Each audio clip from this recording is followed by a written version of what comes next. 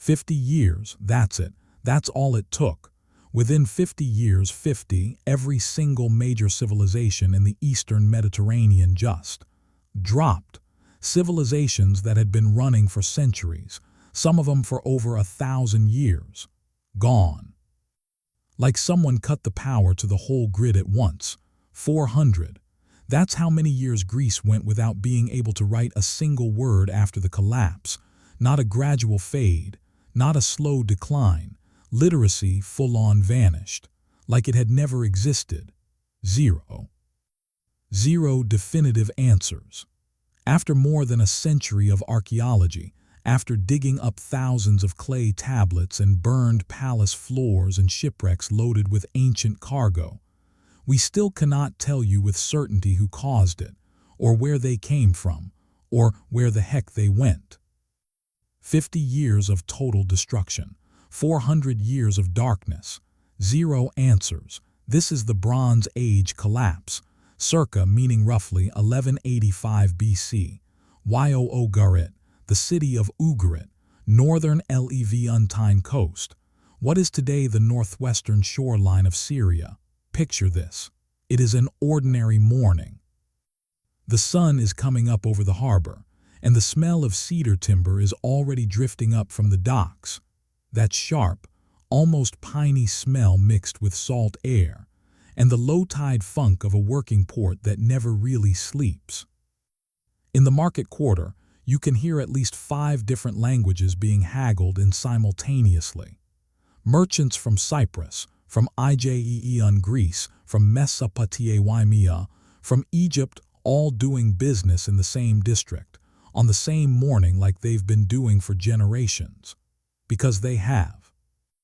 Up in the palace archive, scribes are already working by lamplight, pressing tiny, wedge-shaped marks into wet clay tablets, recording trade agreements, diplomatic correspondence, treaty obligations with kings whose names stretch back so far that nobody alive can remember a time when those families weren't in power. The archive is full. The harbor is buzzing. The palace walls have been standing so long they feel like geology, like they grew out of the ground the same way mountains do. Within weeks, every single bit of it will be ash. Now here's where most tellings of this story go sideways on you. Because what most people think happened, the version that gets passed around, the version that sounds so wild it almost feels like it has to be true, goes something like this. A mystery armada showed up from out of nowhere. Warriors in feathered headdresses wielding weapons nobody had seen before. They swept across the whole known world like a wildfire. They burned everything, and then they vanished. No trace, no forwarding address, just gone. And look, that story isn't wrong exactly. It's just dangerously incomplete.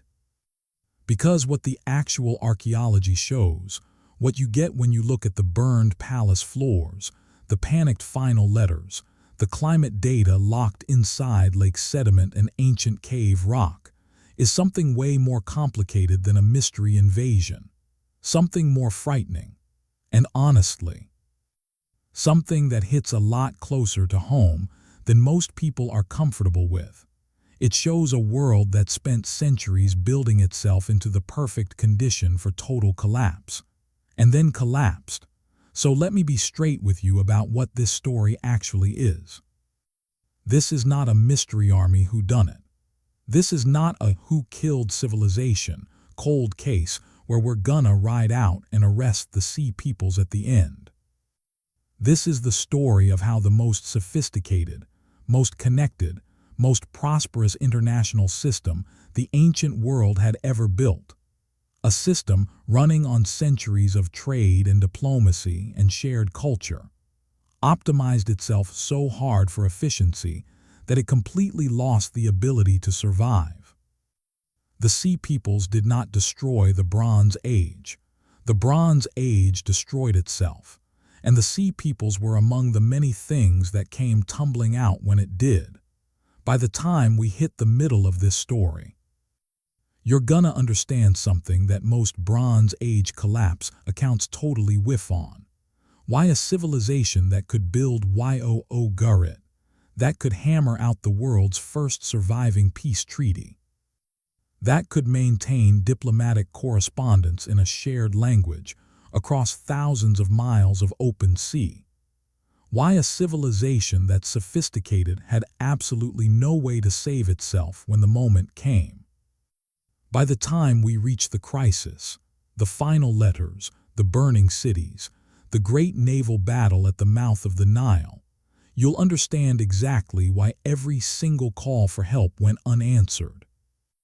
And by the end, you'll have a real answer to the question that makes this story worth telling at all.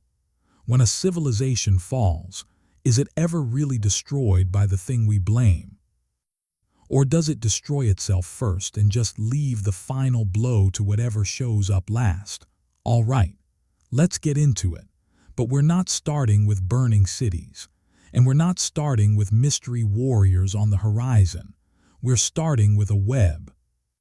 The most intricate, most far-reaching network of trade, diplomacy, and mutual dependency the ancient world had ever constructed. A web so finely made that it held an entire civilization together across thousands of miles of open sea and mountain passes and desert roads. And so tightly strung that when it finally gave way, it gave way all at once.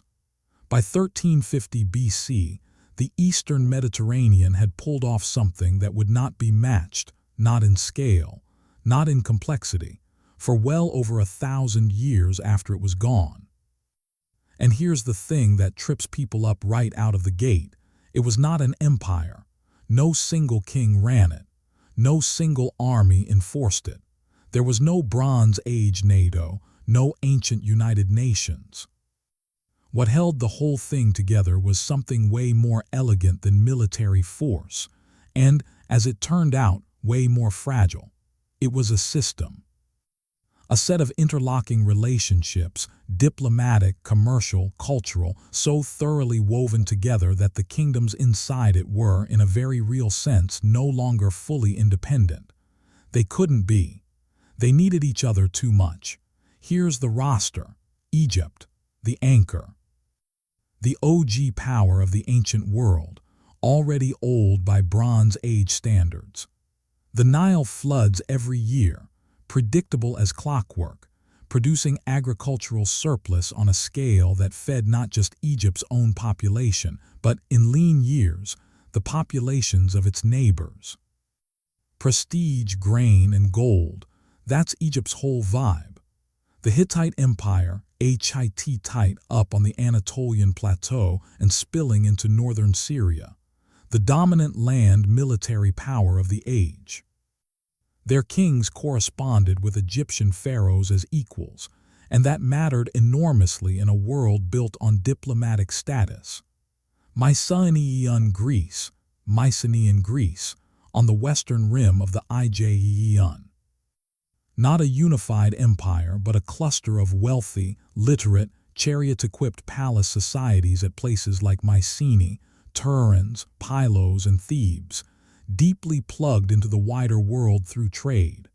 And Cyprus, right in the geographic dead center of everything. Which, as it turned out, was basically the whole ball game, because Cyprus was sitting on top of the largest accessible copper deposits in the entire region. And then, threading between all of them like a central nervous system, Ugarit. A city-state on the northern Levantine coast that functioned less like a kingdom and more like a router. Every significant trade route in the eastern Mediterranean ran through or near it. Every significant diplomatic network connected to it. The palace archive at Ugarit contains correspondence in Akkadian, Hurrian, Sumerian, Ugaritic, and Cypro-Minoan script, because the world that did business there was too large and too diverse to communicate in any single language. Think about what that actually means. This is 1350 BC. And this city is running a 5-language archive, by lamplight, on clay tablets, for kings scattered across thousands of miles of sea and desert. This was a world where the kings of Egypt, Hattusa, Babylon, Assyria, and Cyprus wrote to each other in a shared diplomatic language, Akaydun, and called each other brother. Where the Hittite great king and the Egyptian pharaoh, after literally fighting each other to a standstill at the Battle of Kadesh in 1274 BC, sat down and negotiated a peace treaty, inscribed it in both silver and stone, and then honored it for generations. That kind of world does not build itself overnight, and what made the whole thing possible was one thing above everything else: copper. Copper by itself is decent, useful enough, but copper combined with tin in roughly a 9-to-1 ratio produces bronze. And bronze in the late 2nd millennium BC is not simply a material. It is the material, full stop. Bronze is weapons, swords, spearheads, arrowheads. Bronze is armor.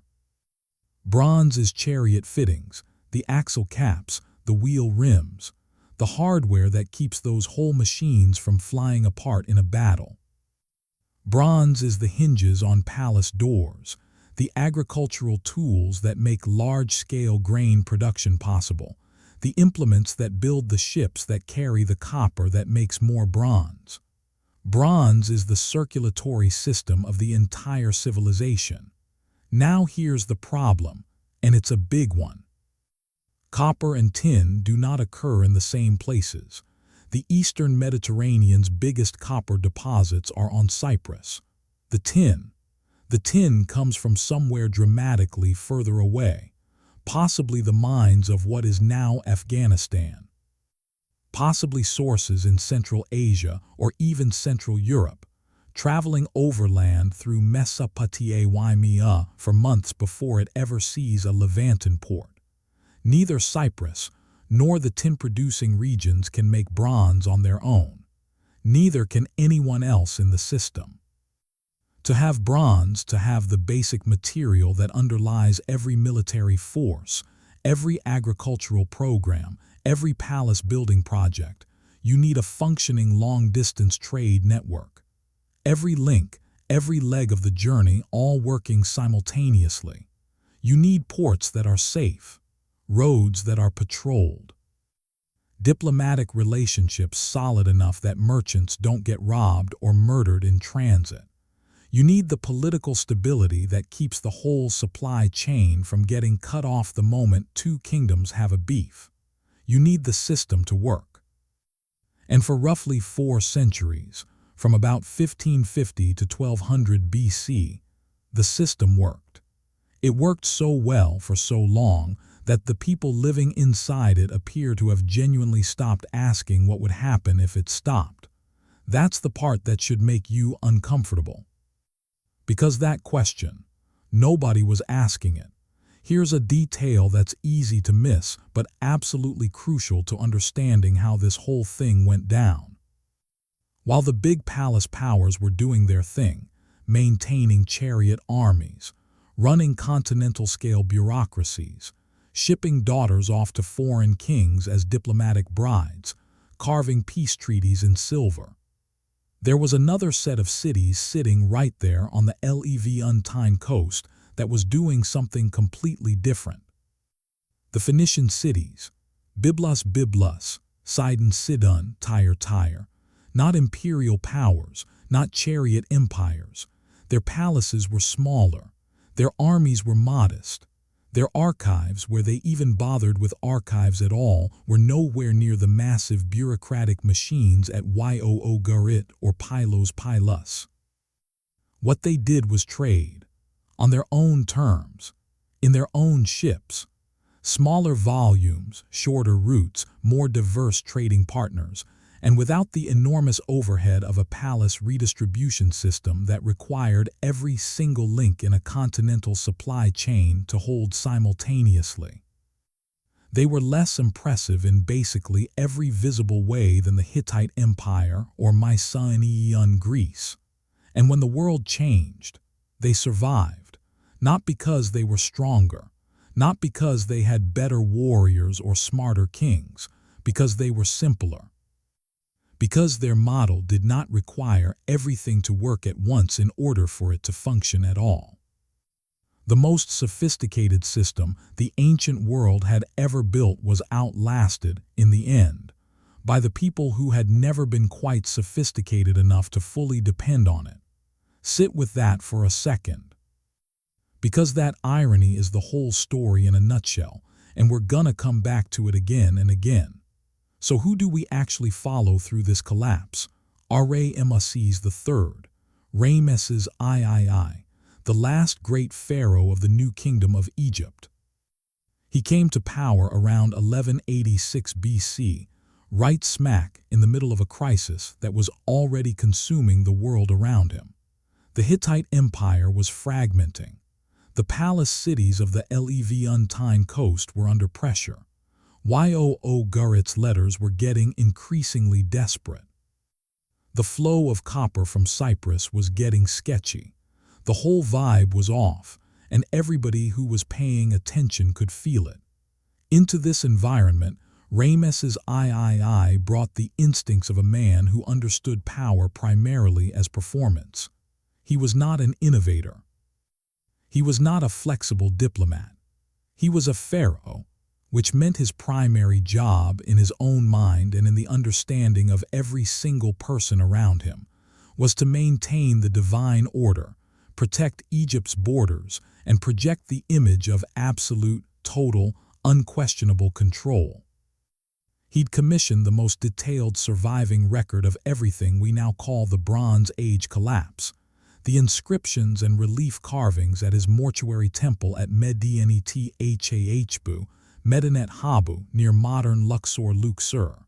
Enormous carved wall panels, land battles, naval engagements, enemy warriors in feathered headdresses, ox carts crammed full of families and possessions, and always Ramesses III right at the center of it, larger than everyone else on the wall, unmistakably victorious, divinely protected.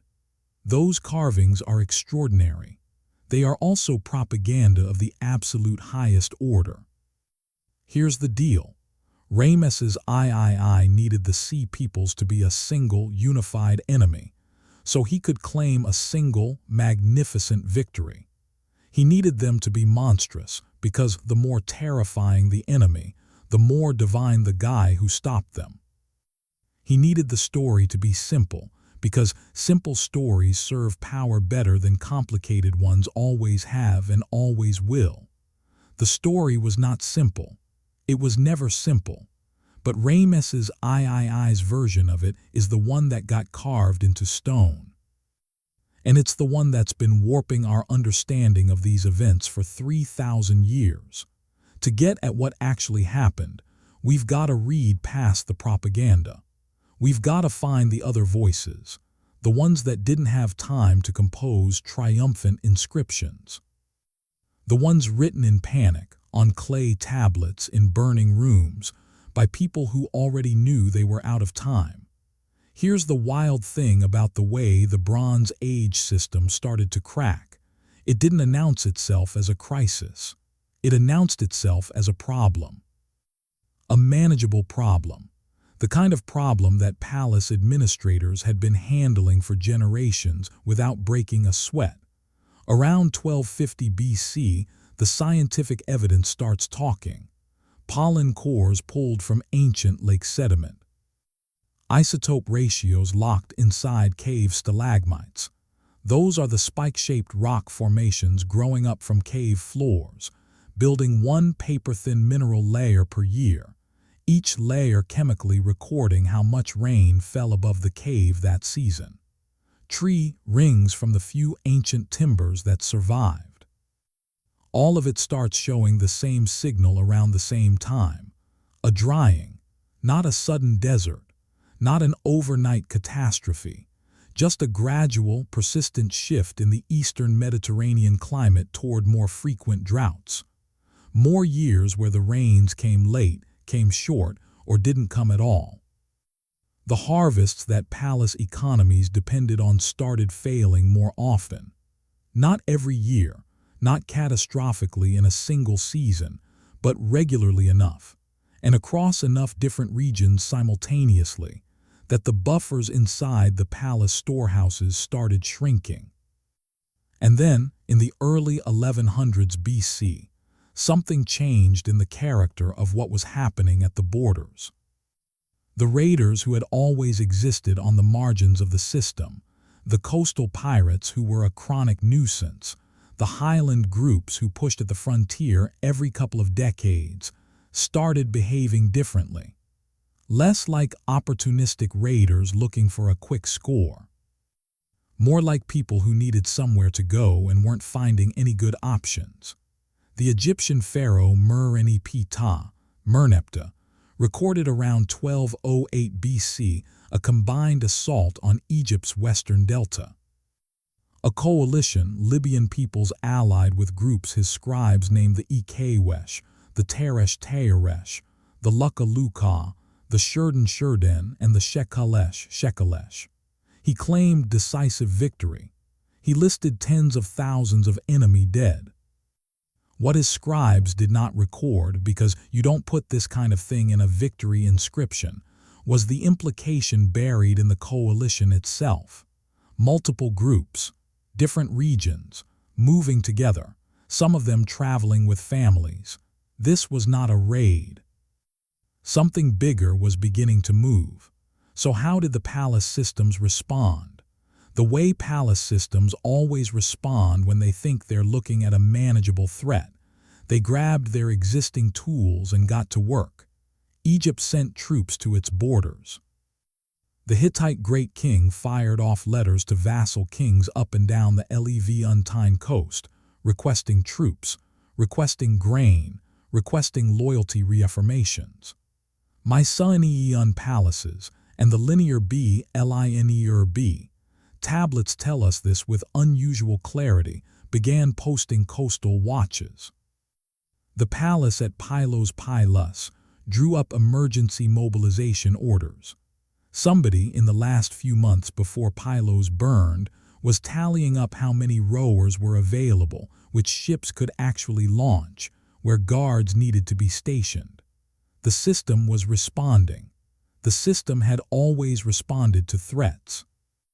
It had, after all, survived 4 centuries by doing exactly that. What the system could not do, what it was never designed to do, what no palace administrator in Ugarit or Hattusa or Mycenae had any framework for doing, was ask the question the situation actually required. What if this is not a manageable threat? What if the existing tools can't fix this? What if the system itself is what's failing?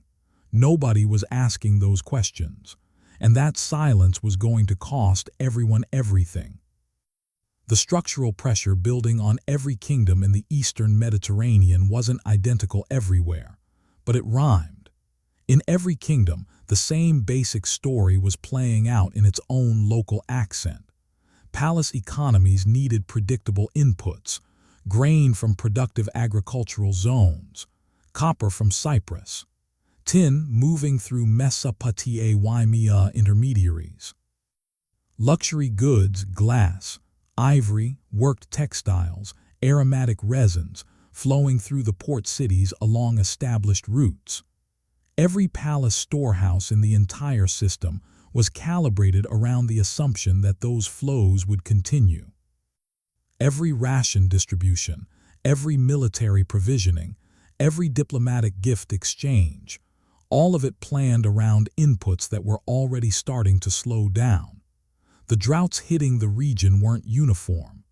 In some years, Egypt's Nile floods held up and grain moved north to hungry Hittite towns. In other years, Egypt itself came up short. The correspondence between kings from this period, not the formal diplomatic pleasantries, but the actual operational requests buried in the guts of those tablets, starts showing an edge of anxiety that wasn't there a generation earlier. The Hittite king wrote to Egypt asking for emergency grain. The language was diplomatic. The need was urgent. Ugarit wrote to its overlords asking for relief from tribute obligations because harvests had failed. Even in Egypt, at the village of Dayr el-Medina, Deir el-Medina, where the workers who built the royal tombs were housed and fed by the palace, records survive of strikes. The first recorded labor strikes in history, for the love of peat. Workers walking off the job because their grain rations hadn't arrived and they hadn't eaten. The system was still running, but it was running on margins so thin you could see through them, and those margins were still getting thinner. The most consequential flaw in the Bronze Age system wasn't its size, wasn't its complexity, wasn't the ambition of the kings who ran it. It was a single assumption embedded so deep in the design that nobody ever bothered to question it. The assumption that the whole thing would keep working simultaneously. Every link in the chain depended on every other link. Copper from Cyprus required safe sea lanes, which required functioning port cities, which required stable grain supplies, which required reliable harvests, which required the climate to behave the way it always had. An army in the field required bronze weapons, which required copper and tin, which required the trade network, which required the diplomatic framework, which required functioning palace administrations capable of honoring treaties and cutting checks. No redundancy, no backup, no fallback position.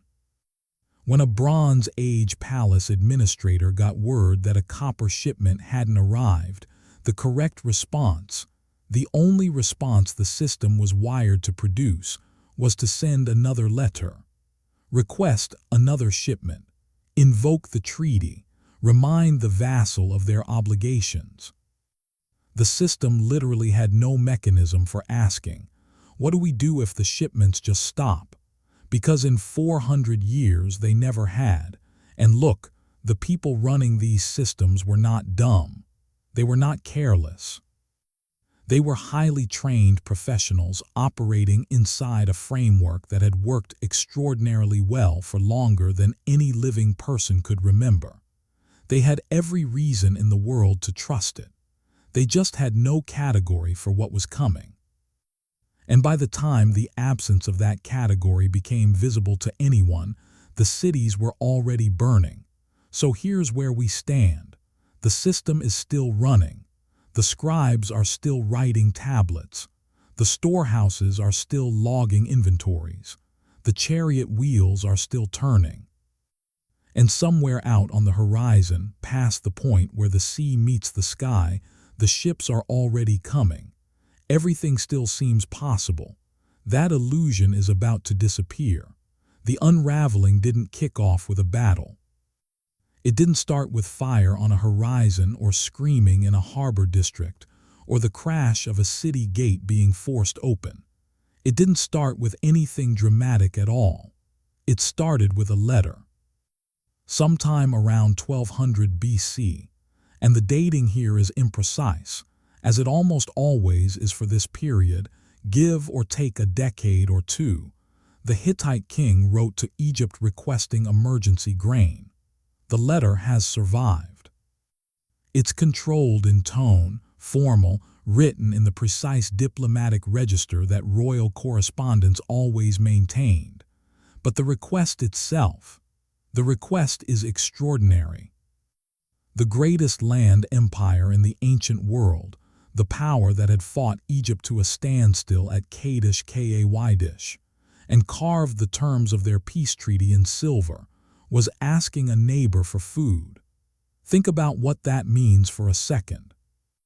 A superpower does not ask for food unless it is in serious trouble. Like, code red, we have a real problem trouble. The kind of trouble that formal diplomatic language is specifically designed to obscure but can't quite hide anymore. And Hittite was not alone. Around the same time, the Mycenaean palaces started producing a different kind of record. The Linear tablets from Pilus, which survived precisely because the palace burned and accidentally baked the clay into permanent ceramic, which, yeah, that's a wild irony, include emergency mobilization orders that read like a kingdom bracing for impact. Rowers assigned to specific ships. Coastal watch posts being established along the western shoreline. Armor being inventoried and recounted. The whole considerable organizational machinery of a palace bureaucracy turning itself toward defense.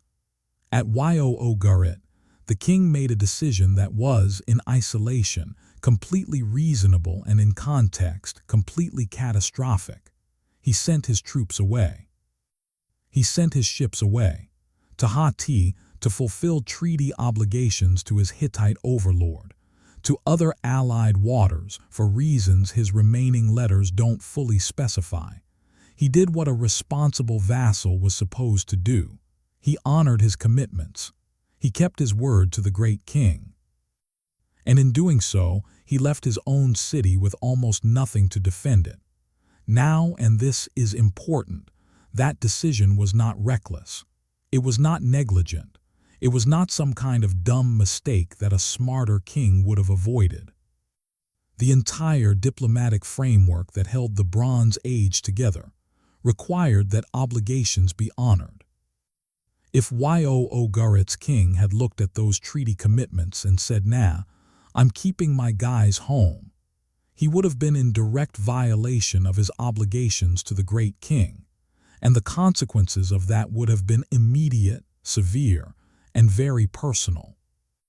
What nobody had planned for, what the entire system had no mechanism for, was the possibility that honoring your obligations to the great king would leave your city completely exposed at the exact moment when being exposed was fatal.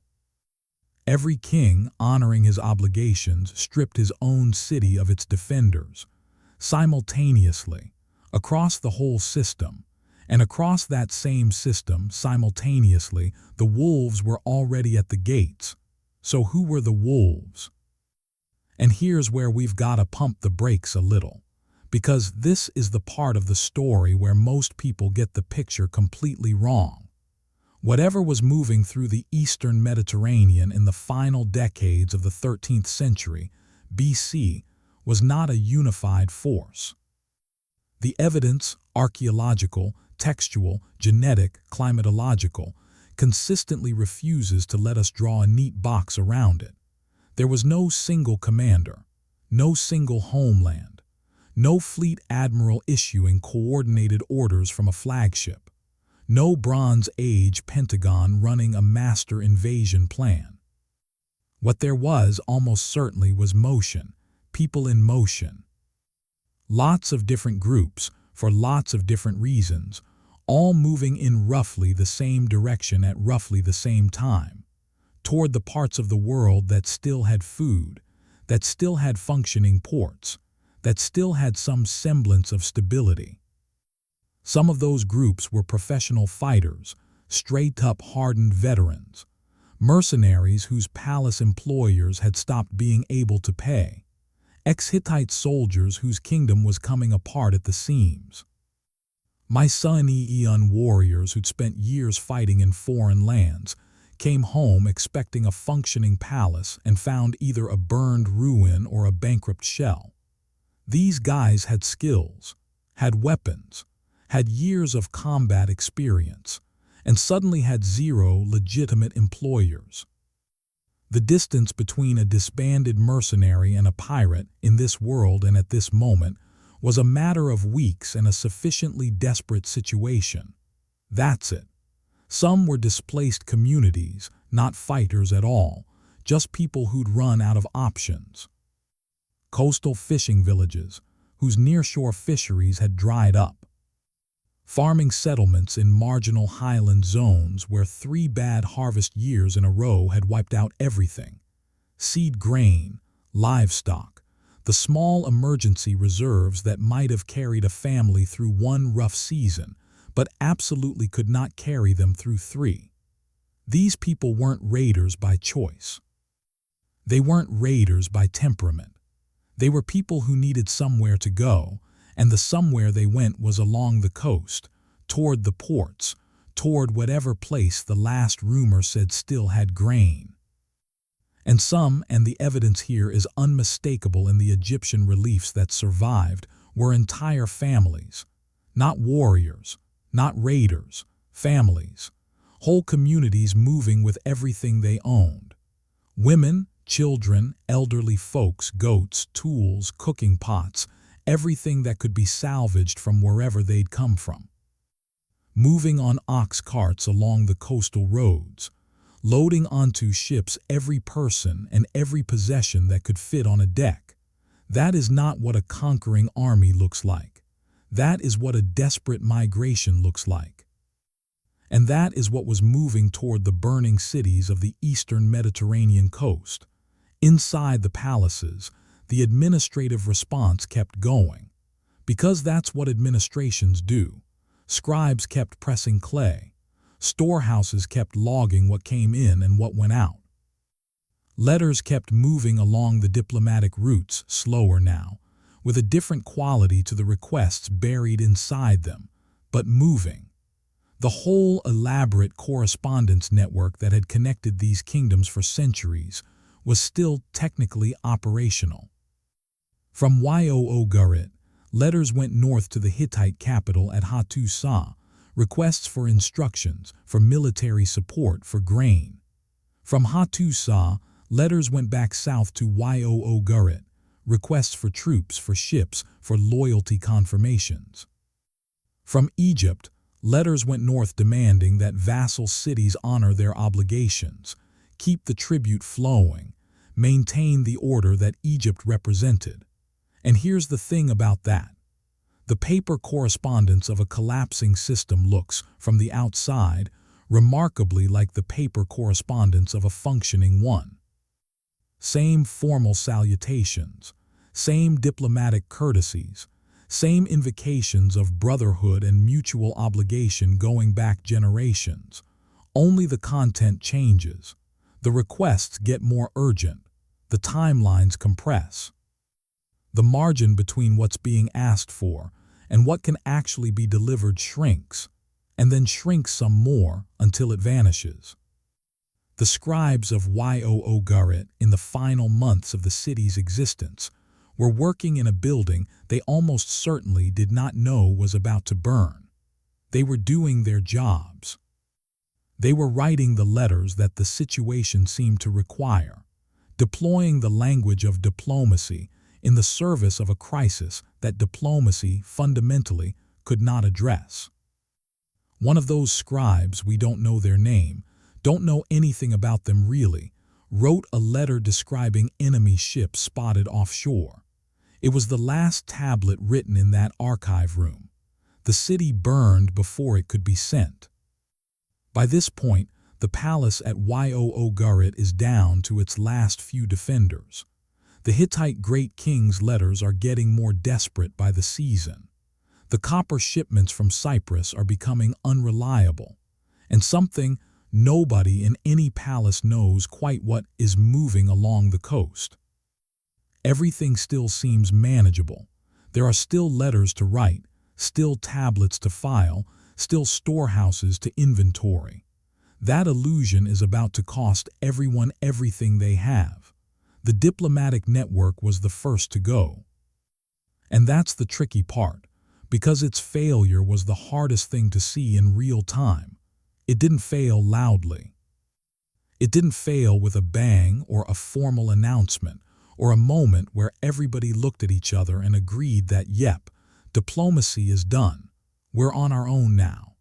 It just quietly became unable to do the one thing it existed to do. The Ugarit letter system, the shared diplomatic language that had allowed the kings of Egypt, Haht, Babylon, Cyprus, and the Levantine city-states to maintain relationships across thousands of miles for over 2 centuries, was not destroyed by any single act of war. It wasn't knocked out by an enemy attack or disrupted by some dramatic geopolitical rupture. It simply became unable to function. And here's why. Diplomacy requires two things above literally everything else: functioning states that have the capacity to honor their obligations, and time. Time for letters to travel. Time for responses to be formulated. Time for aid to be assembled and physically dispatched to wherever it's needed. The Bronze Age crisis destroyed both of those things simultaneously. When Ugarit's king wrote to the king of Ilahia, Cyprus, describing the danger his city was in and asking for help, the response that came back was not military assistance. It was a letter describing the dangers Cyprus itself was facing. The king of Ilahia had his own problems, and they were not small. He'd received his own warnings about enemy ships. He had his own coastline to defend, his own population to feed, his own rapidly shrinking military resources to allocate. When the Hittite great king sent increasingly urgent requests to vassal cities for grain and troops, the cities receiving those requests were simultaneously getting raided on their own coastlines, watching their own harvests fail, and losing their own capacity to respond to anything. The network was still transmitting messages. The clay was still being pressed, the couriers were still riding the roads, but the capacity to respond to those messages had already collapsed. Ugarit sent its letter. Hatti couldn't respond. Ilahia couldn't respond. Egypt was too far away and too focused on its own delta situation to respond in time. The letter about enemy ships offshore was written. It was never sent, not because nobody thought to send it, because there was literally no one left in the system who could have helped. Okay, so diplomacy is out. What about the military? In their prime, the military systems of the Bronze Age palace states were genuinely formidable. Like, don't sleep on these people. The chariot, the prestige weapon of the age, was not simply a vehicle. It was the physical expression of a whole type of civilization. Light wooden frame, spoked wheels, a pair of horses bred and trained and maintained at staggering expense. A driver and an archer up top, sometimes a driver, an archer, and a shield bearer. On flat ground, in coordinated numbers, with the dust rising and the wheels screaming and dozens of them moving together, a chariot force was terrifying. Egyptian reliefs depict them in obsessive detail for a reason. They were the dominant battlefield technology of their era, full stop. But here's the thing about chariot forces that the victory inscriptions don't advertise. They are extraordinarily expensive to maintain. You need stable breeding programs for the horses. Horses are not cheap. They eat a ton. And you need specific bloodlines for war animals. You need specialist craftsmen who can build and repair the vehicles, the wheels, the axles, the platform, all of it. You need steady rations for the animals and the crew. You need trained personnel who have spent years, not months, mastering their specific roles. A chariot archer is not a guy who picked up a bow last Tuesday. He's a specialist who's been training since adolescence. All of that requires exactly the kind of stable, well-provisioned, surplus-generating palace economy that was now, very visibly, failing. As storehouses emptied and copper supplies got sketchy and grain deliveries became unpredictable, the chariot forces started eroding. Not dramatically, not all at once, just steadily, quietly, the way a tire goes flat when there's a slow leak instead of a blowout. You don't notice it until you're already in trouble. And at the same time, the professional mercenaries who'd been supplementing palace armies for generations, the Sherden, the Luka, the various warrior groups that Bronze Age kings had been hiring, absorbing, stationing, and frankly depending on for years, started to drift. Here's the thing about a mercenary whose pay has stopped. He is not a disarmed person. He is a skilled, experienced, combat-tested fighter with functional weapons. Zero institutional loyalty to an employer who can no longer pay him, and the exact same desperate need for food and security as everyone else. Some of those guys became the raiders. Some of them became the warriors in the ox-cart columns that the Egyptian reliefs later depicted moving toward the delta. Some of them negotiated new arrangements with whatever local power could still cut a deal. The military force that had maintained Bronze Age order was, in significant measure, becoming part of the force that was destroying it. Not through treachery, not through some calculated betrayal, through hunger. That's it. Through simple, grinding, unglamorous hunger. So here's a question that comes up every single time this story gets told, and it's a fair one. Iron existed. People knew about iron. There are iron objects in Bronze Age palace treasuries, prestige items, gifts between kings, ceremonial pieces worked from iron meteorites that had been falling out of the sky and getting picked up and marveled at for centuries. Iron was not some secret technology locked away in a vault somewhere. So why didn't these civilizations just pivot to iron? If the bronze supply chain is collapsing, why not switch? And the answer is genuinely interesting, because it tells you something important about how technological transitions actually work in the real world, as opposed to how we like to imagine them working. Working iron is hard, way harder than working bronze, at least at this stage. You need higher temperatures, temperatures that the smelting technology of 1200 BC could produce, but not easily and not consistently. The product you get from early iron smelting is often what's called bloom iron, a spongy, inconsistent mass that requires extensive hammering and reheating and skilled manipulation before it becomes anything you'd actually want to use as a weapon or a tool. Early iron is often worse than good quality bronze. It takes a period of experimentation, skill building, and refinement that, at the time of the collapse, had simply not happened yet at any meaningful scale. But iron has one property that trumps all of its technical disadvantages, at least in the context of a system collapse. The ore is everywhere. Unlike copper and tin, which require long-distance trade networks just to be combined, iron ore exists in local deposits all across the eastern Mediterranean and Near East.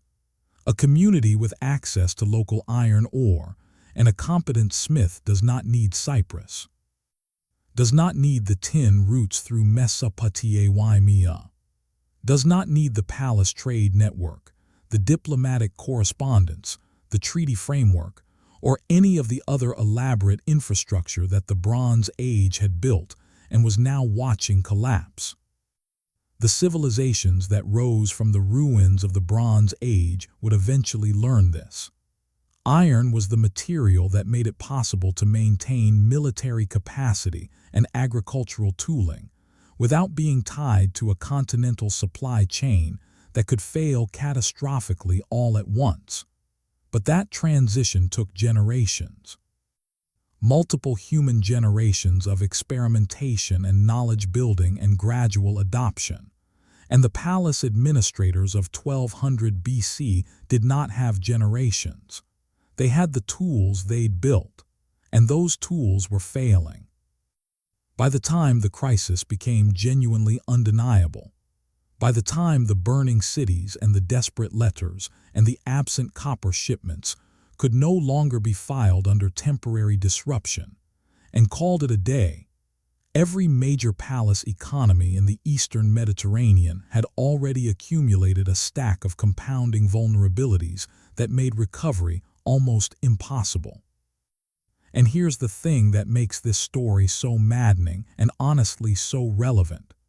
Each one of those vulnerabilities was the result of a reasonable decision, not a dumb decision, not a lazy decision, not a corrupt decision. A reasonable, defensible, historically justified decision that made complete sense within the world as everyone knew it to be. Building palace economies entirely dependent on imported copper and tin had made sense for 4 centuries, because those trade networks had reliably delivered copper and tin for 4 centuries. Why would you hedge against something that had never failed? Designing palace storehouses for redistribution in stable times rather than emergency resilience made sense, because the times had been stable. Building a bunker for a disaster that has never happened in living memory is a tough sell to any budget committee, ancient or modern. Maintaining professional armies and specialist scribes, people who consumed resources without directly producing food, made sense, because there had always been enough surplus in the system to support them. The specialists were worth the overhead, right up until the overhead became impossible to sustain. Honoring treaty obligations by sending troops and ships to distant allies, even when doing so left your own city thin on defenders, made sense, because the treaty system was the whole ballgame. Break your treaties, and you lose the protection the treaties provide. In a stable world, that calculation is obvious. None of these decisions were mistakes in the world that shaped them. All of them became fatal in the world that was arriving. That's the architecture of systemic collapse, right there. And it's worth sitting with that, because it is absolutely not confined to the Bronze Age. A system that's been optimized for one specific set of conditions doesn't simply underperform in different conditions. It performs catastrophically. Because every adaptation it's made, every efficiency it's achieved, every redundancy it's eliminated in the name of better performance, all of it becomes a liability the moment the conditions change. The Bronze Age palace system spent 400 years optimizing itself into an extraordinarily efficient machine for managing a stable, predictable, interconnected world. And then the world stopped being stable, predictable, or interconnected, all at once. And look, the warning signs were there. They'd been there for decades before anyone in a position to do something about it put the pieces together. The first raids on coastal towns were not new in the late 13th century BC. Raiders had always existed on the margins of the Bronze Age system. Coastal pirates were a chronic nuisance going back generations. The Casca in the northern Anatolia highlands had been a recurring headache for Hittite kings across multiple reigns. This was not novel information. It was just the usual background noise of an ancient borderland. So when palace administrators in the late 1200s started receiving reports of increased coastal activity, increased raiding, increased pressure at the edges of the system, they filed those reports in the category they already had for them: border problem, manageable threat. The kind of thing you send a letter about, dispatch a garrison to address, and then get back to the considerably more important business of running the most complex international system the ancient world had ever seen. The emergency coastal watch assignments from Pilus were not filed under the system is failing. They were filed under we are managing a threat to the western coastline. Routine. The Hittite king's request for emergency grain was not processed, as the greatest land empire of the age is 6 months from ceasing to exist. It was processed as a powerful ally has had a rough harvest year and needs temporary support. Routine. The letters from Ugarit describing raiders at sea were not read as the last letters this city will ever write. They were read as a coastal vassal is experiencing elevated raiding activity and requires attention. Routine. the capacity to recognize a systemic failure as it is happening, rather than as a particularly bad version of a normal problem, is not a skill that these administrators had been trained for. They'd been trained to manage the system. That was the job. And they were doing the job competently, professionally, right up to the moment they couldn't anymore. The scribes kept writing. The palace stores kept tracking inventories. The chariot wheels kept turning, and the ships on the horizon kept coming. The moment that, in retrospect, marks the actual point of no return. It's not a single battle. It's not a single burned city.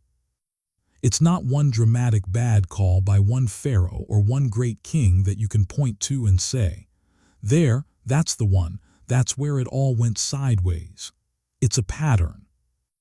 A pattern that played out simultaneously, and I mean simultaneously, in the same general window, across dozens of kingdoms and city-states, each of which made the same calculation, each of which arrived at the same answer, and each of which was wrong in exactly the same way.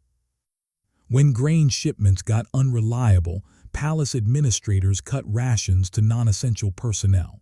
Locally rational, made sense in the moment. Hidden cost. Now your non-essential personnel, scribes, craftsmen, support staff, are hungry, resentful, and starting to look for alternatives. When copper shipments slowed, smiths were told to recycle existing metal instead of working with fresh ingots. Locally rational. Conserves what you have. Hidden cost. Your weapons stockpile is now slowly degrading instead of growing, and you have no way to replace losses in the field. When military manpower was needed on multiple fronts simultaneously, kings sent their forces where the treaties required them, leaving home defenses thin. Locally rational. Treaty compliance maintains the diplomatic framework. Hidden cost. Your city is now exposed, and the raiders probing every coastline for weakness just found yours. When diplomatic letters arrived asking for help, recipients wrote back explaining why they couldn't help right now, but perhaps soon. Locally rational. Honest about capacity. Hidden cost. The network that everyone was depending on to survive was sending the same message in every direction simultaneously. We cannot help you. And the system had no way to process that answer. Each of those responses preserved the short-term functioning of the system. Each one made the system slightly less capable of surviving the next shock, and the shocks kept coming, faster than the system could patch itself. The Hittite Empire didn't fall in a day. It fell the way a building falls when too many of its supports have been quietly compromised over time, and then something final shifts the weight, and what was standing a moment ago is suddenly rubble. Hattusa burned. The scribal tradition ended. Suppilulioma II, Suppiluliuma II, the last Hittite great king, simply disappears from the record, not defeated in a famous battle, not captured and named in a triumphant enemy inscription. He is there in the documents, and then he is not there, and the capital is ash, and that's all we've got. The empire that fought Egypt to a standstill at Kadesh, Kadesh, that maintained the most extensive diplomatic correspondence network the ancient world had ever seen. That garrisoned mountain passes across Anatolia against raiders for centuries. Gone. And when the great king's letters stopped arriving, every vassal in the network that had depended on hot tea for protection for grain, for the political legitimacy that came from being part of a great kingdom's orbit, every single one of them suddenly had to answer a question they had never needed to answer in living memory. Now what? Nobody had an answer. Because the system that was supposed to provide answers had just gone permanently offline. If you've made it this far into the story, you already understand something that most tellings of the Bronze Age collapse completely miss. This was never about a mystery army. It was about a world that spent centuries building itself into the perfect condition for its own destruction, and then ran out of runway. What comes next is the part that stays with you. The burning cities, the last letters. The moment the whole thing finally goes over the edge. Let's keep going. There is a tablet in the archive of Ugarit that stops mid-crisis, not mid-sentence exactly, but mid-emergency.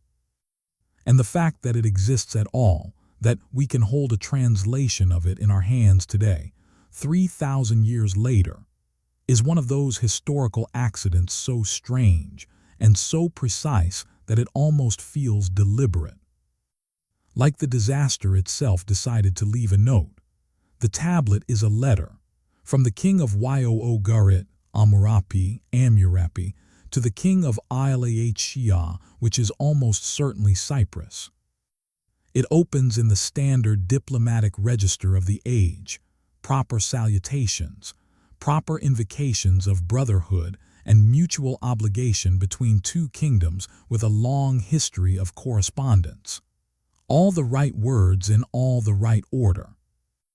And then, beneath the formalities, a message that reads like a man trying to keep his voice level while the building behind him is already on fire. His troops are in Hatti. His ships are in Lycia Elisha. That's the southwestern coastal region of what is now Turkey. He has sent everything he has to everyone he owes obligations to, because that is exactly what the treaty system required of him, and because refusing those obligations would have been politically and personally catastrophic. He has done everything right. He has been a reliable vassal, a dutiful ally, a responsible king for the entirety of his reign. And now, right now, enemy ships are offshore. His city has almost no one left to defend it. And he is asking, formally, diplomatically, in the careful language of international brotherhood that he's been trained in since boyhood, whether anyone at all can help. No reply tablet was ever found, not because the king of Ilahshia didn't receive the letter. Almost certainly he did. But because Cyprus was itself already under pressure, its own coasts being probed, its own copper-producing cities beginning to show the early stress that would soon produce their own destruction layers. There was genuinely no help to send, not because anyone was indifferent. Because the system that was supposed to produce help had already stopped working. Now here's where it gets really real. The last thing we know with certainty about the archive at Ugarit is that it was never properly closed.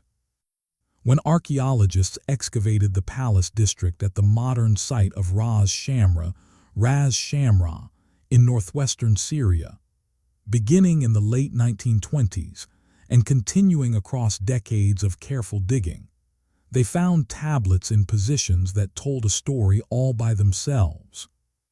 Some were stacked as if in the middle of being filed. Some were lying flat where they had fallen, still unfired, still raw clay, baked into permanence only because the building around them caught fire.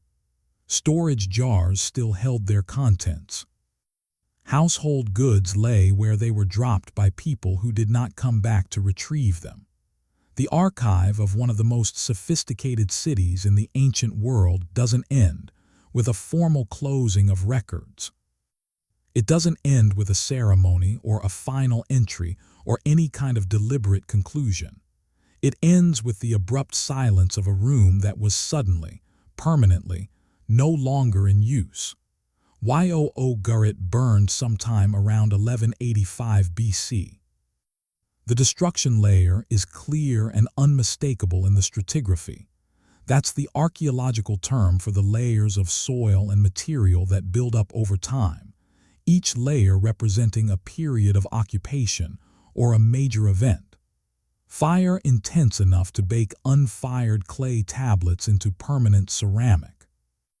Collapsed roofs, fallen walls, objects on the floor exactly where they were dropped. Ugarit was never rebuilt as a working city, never rebuilt as a trading hub, never rebuilt as the cosmopolitan, five-language, Bronze Age router that it had been for centuries. The harbor that once processed copper ingots from Cyprus and cedar timber from the Lebanese mountains went silent. The scribes who had written in 5 languages stopped writing. And the city that had once been one of the most remarkable places on earth became, for the next 3,000 years, a mound of dirt on a Syrian coastline with a farmer's field on top. Move south from Ugarit along the Levantine coast, and the archaeology tells the same story in a dozen different registers, at a dozen different sites, each with its own specific character, its own texture of disaster.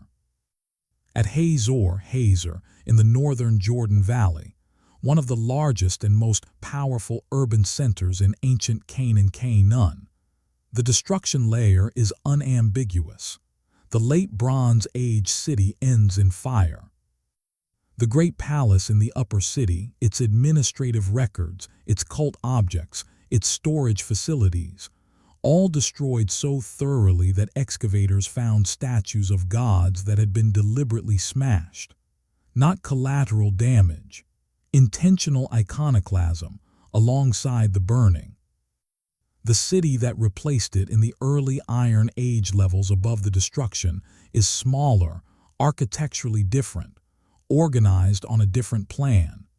The fingerprint of a community that had been, in some fundamental way, reset. At Megiddo, guarding the mountain pass through the Carmel range that connects the coastal plain to the interior, one of the most strategically critical geographic choke points in the entire ancient Near East, there is a destruction layer followed by rebuilding.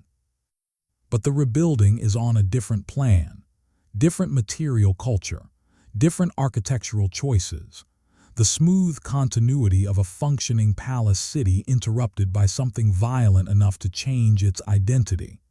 At Lachish, in the southern lowlands, same story. A destruction horizon marks the end of the late Bronze Age city clearly enough that you can point to it in the soil and say, here, something ended. The Egyptian-style administrative buildings, the Canaanite temples, the imported luxury goods that had marked the city's full integration into the wider Bronze Age world, all of it gone. And then, further south, at Ashkelon and Ashdod, the destruction layers are followed by something genuinely new. New pottery styles, shapes and decorative motifs that look distinctly Aegean, with spirals and bird figures and geometric bands that have no precedent whatsoever in the local Canaanite tradition.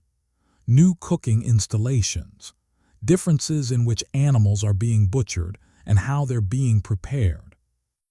The legible, specific, archaeologically verifiable signature of people who were not from here, arriving and staying. These are the people the Hebrew Bible eventually calls Philistines. These are the people Egyptian inscriptions list as the Peleset, one of the named groups in Ramesses III's great battle accounts. Their material culture, their pottery, their house styles, their cooking habits, the distinctive bichrome, decorated ceramics that archaeologists can now identify on site, appears in the destruction layers like a new chapter beginning exactly where the previous one burned to an end. Yesterday's invader, today's neighbor. Tomorrow's settled community with its own local gods, its own blend of languages, its own pottery tradition that within a generation or two has mostly lost its distinctly Aegean character and merged into the broader Levantine world it landed in. The coast is still inhabited, but the civilization that inhabited it has been replaced. Of all the casualties of the Bronze Age collapse, Cyprus is the one that hits hardest from a purely structural standpoint. Not the most dramatic, it didn't produce a final letter, a last inscription, a single documented moment of ending. But the most consequential, because Cyprus, as we've established, was the copper, every chariot wheel fitting in the Hittite army, every bronze spearhead in an Egyptian garrison, every tool in a Mycenaean palace workshop, every hinge, nail, and agricultural implement in the redistribution economies of Ugarit and Byblos and Megiddo, all of it, every single piece of it depended, ultimately, on the copper ingots that left Cypriot ports in the characteristic oxhide shape. Flat, 4 protruding corners. Easy to stack, easy to lash down in a ship's hold, each one weighing approximately 29 kilograms. And when those ingots stopped arriving reliably, the Bronze Age system began to starve. Not metaphorically. The absence of copper was the physical, material expression of the system's failure, the point at which the abstract collapse of diplomatic networks and agricultural systems became visible in empty smithies and unreplenished armories and palace administrators who had no answer to the question of where the next batch of weapons was going to come from. The archaeology of Cyprus in the late 13th and early 12th centuries BC shows exactly what you'd expect from an island caught dead center in a regional catastrophe. Destruction layers at the major coastal centers, Komi, Kiteon, Kishan, La Sultan Tekai, Hala Sultan Tek. Major Bronze Age urban and commercial centers, each one showing the stress of the period in its own particular way. Some show sudden, intense burning.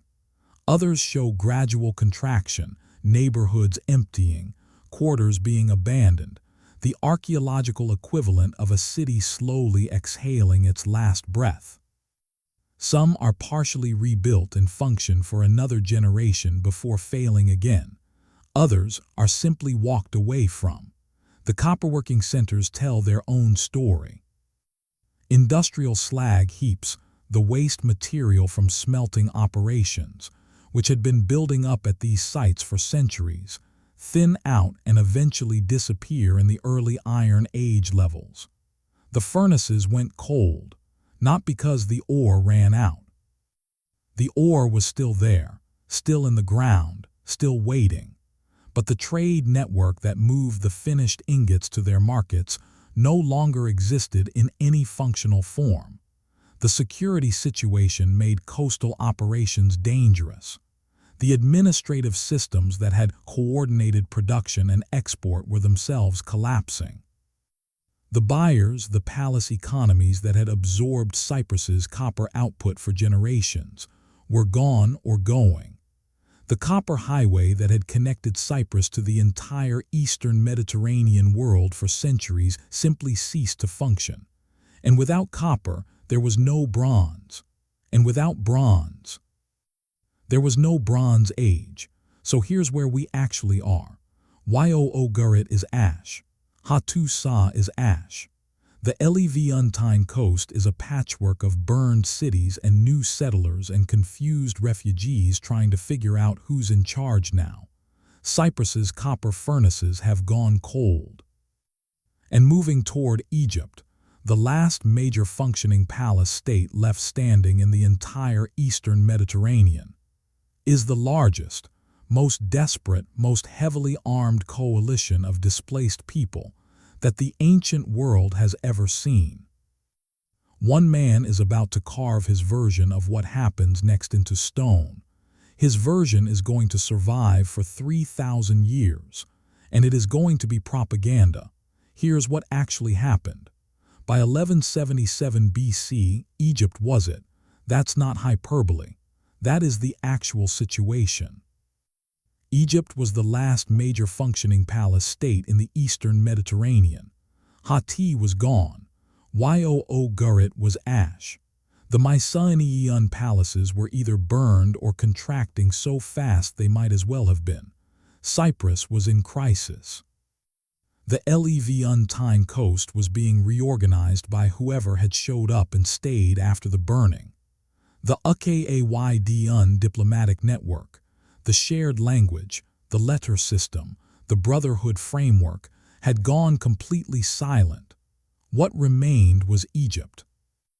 And moving toward Egypt, along the Levantine coast by land and across the sea from multiple directions simultaneously, was the largest coalition of displaced, desperate, and in many cases professionally violent groups that the Eastern Mediterranean had seen in living memory.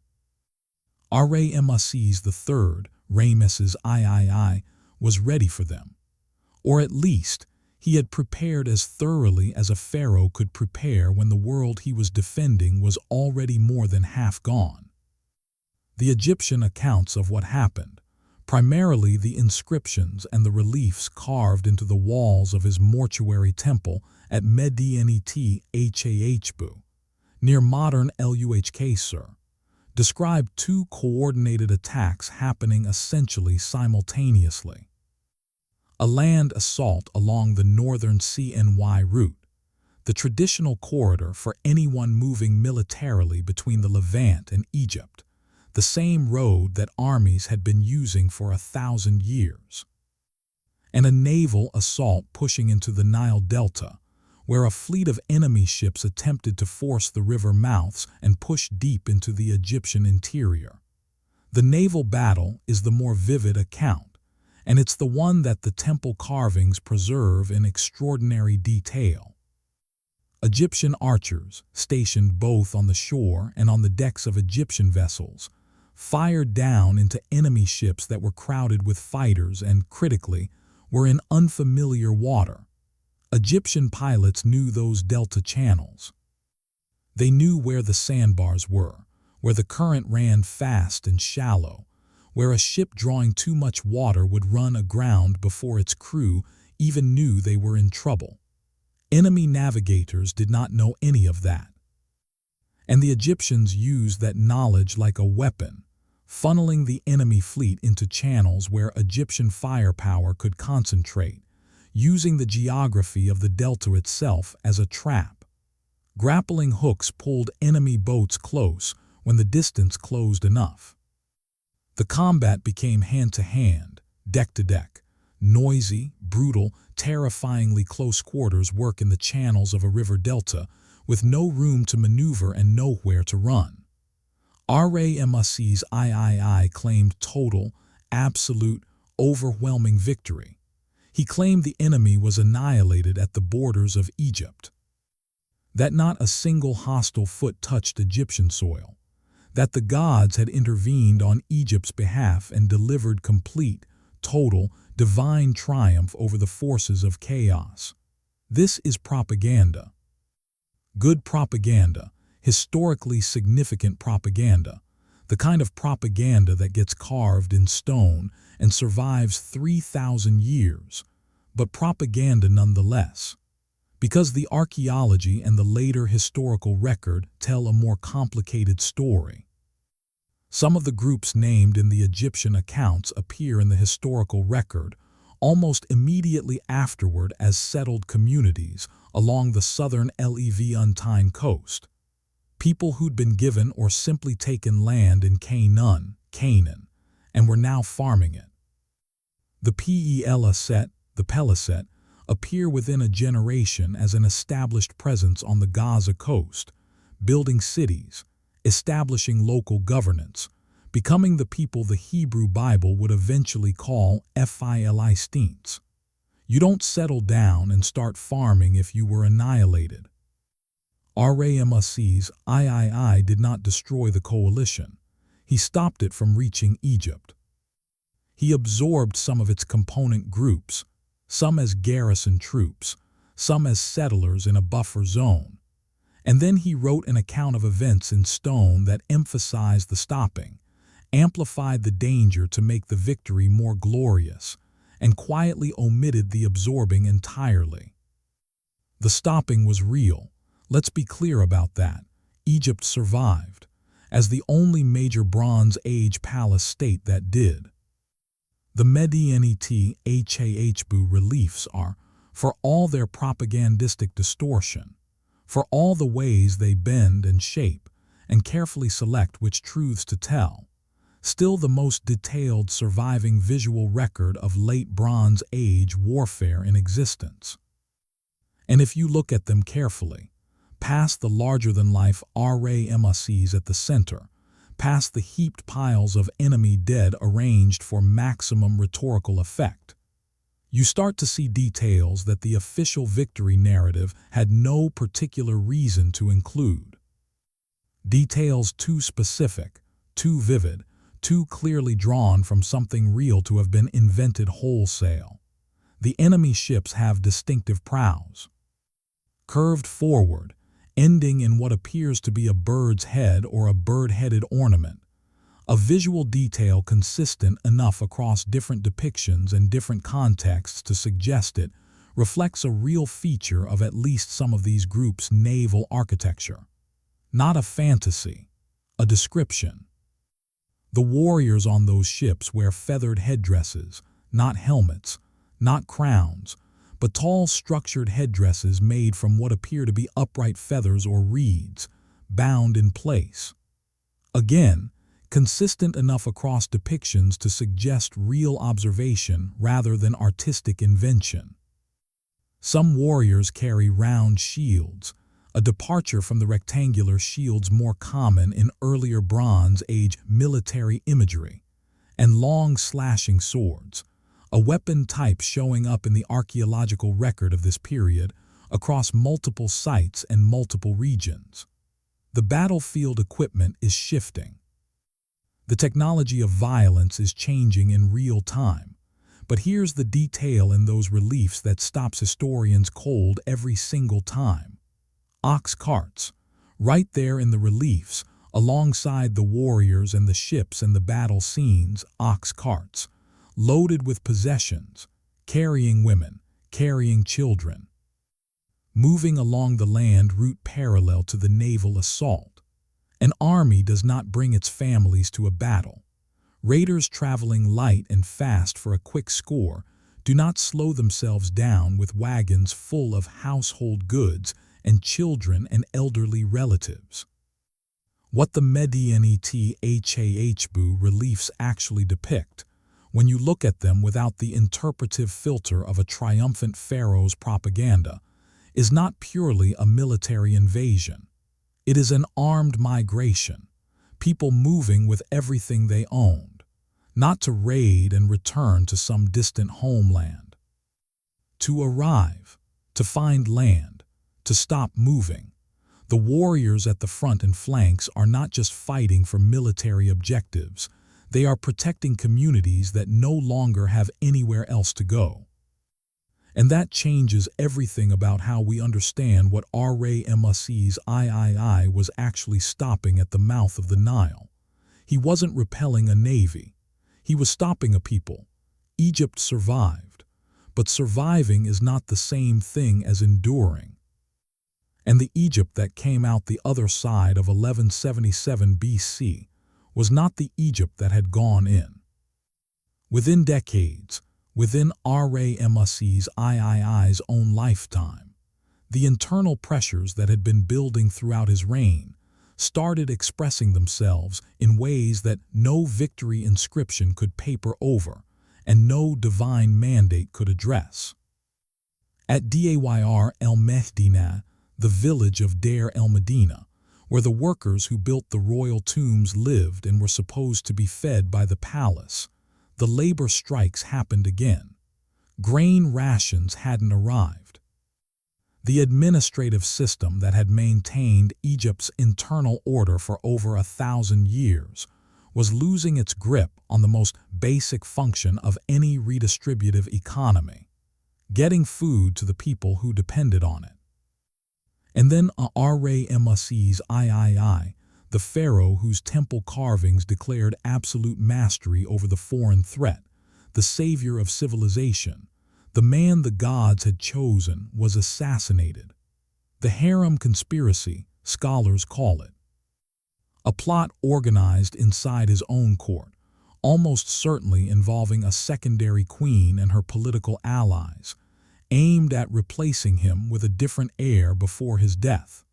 Whether it succeeded in its immediate dynastic objectives is still debated.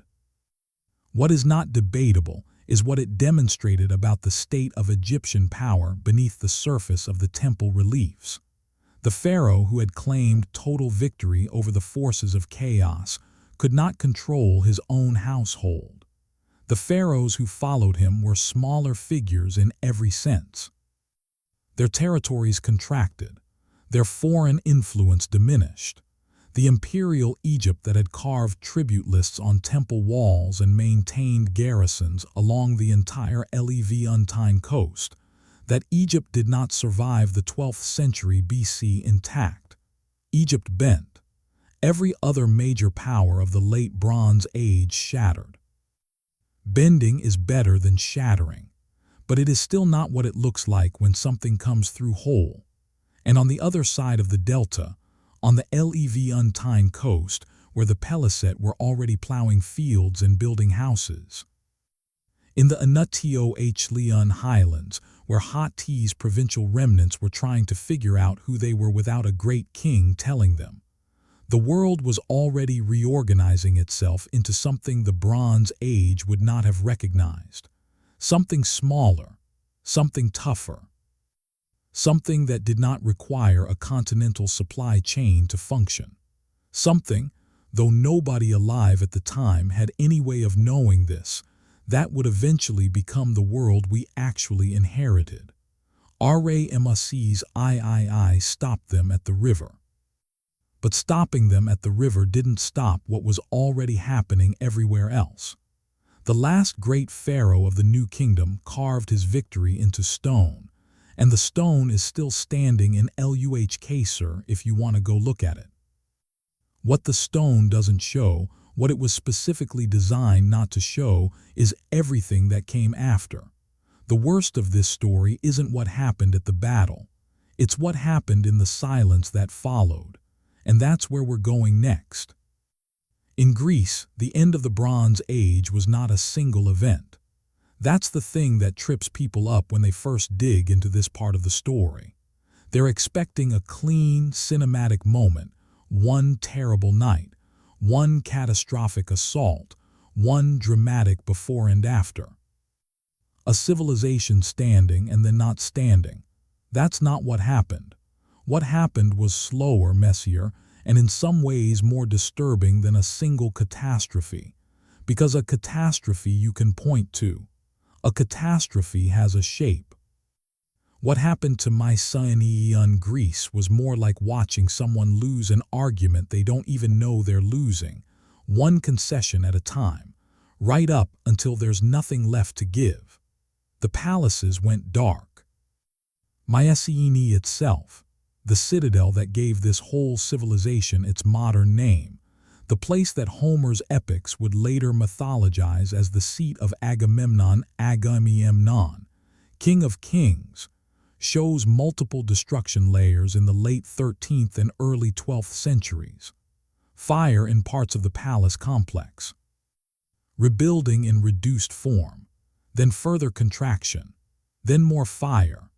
The enormous Cyclopean walls that still stand on that hilltop today, walls built from stones so massive that later Greeks literally could not explain how human hands moved them, and decided it must have been giants, were built partly as a defensive response to a threat that the palace administrators clearly felt was not hypothetical.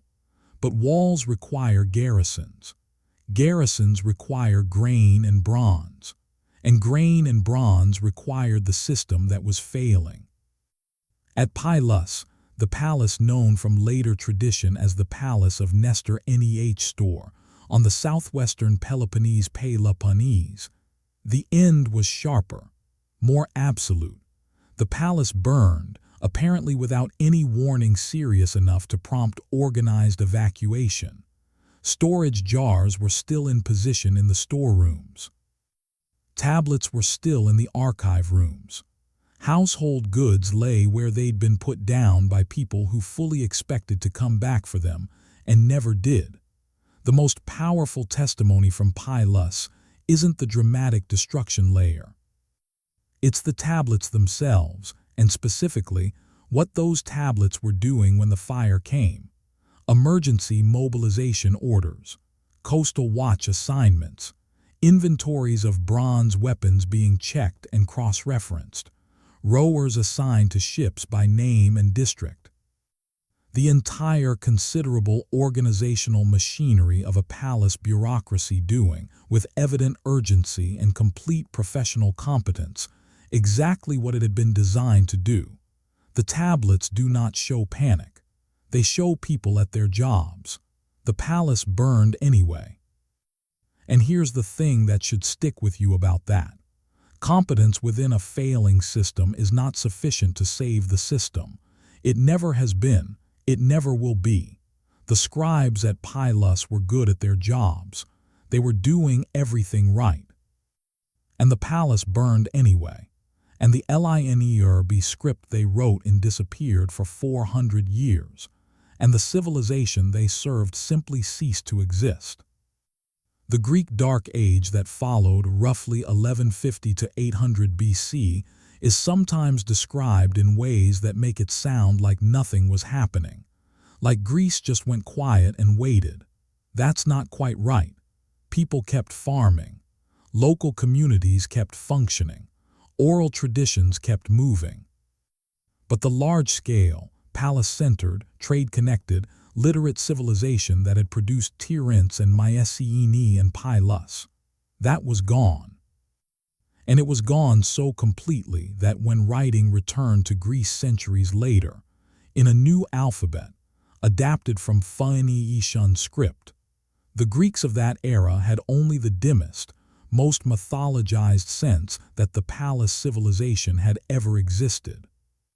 Homer's world is a memory of a memory of a memory, and the civilization it was remembering had forgotten how to write.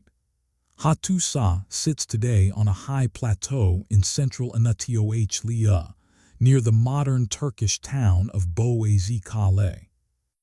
If you go there, and if you ever get the chance, you should go, because the ruins are genuinely extraordinary. What you find is massive. Stone walls built from blocks that required serious engineering to move. Carved gates. The foundations of temples and storehouses, and a palace complex from which the great kings had governed an empire stretching from the Aegean to the Euphrates. And what those ruins are also, in a very specific and important way, is informative about how the end came. Or rather, about how much we still don't know about how the end came. They show fire. They show destruction. They show the clear end of habitation as a major urban and administrative center. What they do not show is a neat, labeled, time-stamped record of who caused the destruction or exactly when, because the scribes who would have written that record were among the casualties. The tablets stopped before they could record their own stopping. So archaeology has to do the work that written records cannot. And what archaeology shows is ambiguous in the specific ways that make archaeologists argue across decades and keep historians humble across careers. Some structures show destruction by fire. Others look more like abandonment, objects left in place, rooms that were apparently emptied rather than burned, the archaeological signature of people who left deliberately rather than people who were driven out violently. The overall picture is of a city that didn't end in a single decisive sack or in a tidy, organized evacuation, but in something messier and more prolonged than either. A city that lost its reason for existing as the empire around it dissolved. And that was then subjected to violence from sources unclear, and then fell largely, permanently silent. The Casca, that persistent headache from the northern highlands, the people Hittite kings had been complaining about and campaigning against for centuries, are one plausible candidate for what delivered the final blow. With the central authority gone, the garrisons unmanned, the royal roads no longer patrolled, the Casca could have pushed further into Hittite territory than they ever had before. Not as a coordinated invasion with a strategic objective, but as opportunistic expansion into a power vacuum left by a collapsing empire. Internal conflict is another possibility. A weakened throne, competing factions, regional governors who'd concluded that loyalty to a failing great king was a luxury they genuinely could not afford anymore. Any combination of those forces could have produced violence inside the heartland, deliberate burning by one faction, deliberate abandonment by another. What is certain, what is not in dispute, is the result. Hattusa, capital of one of the great powers of the Bronze Age world.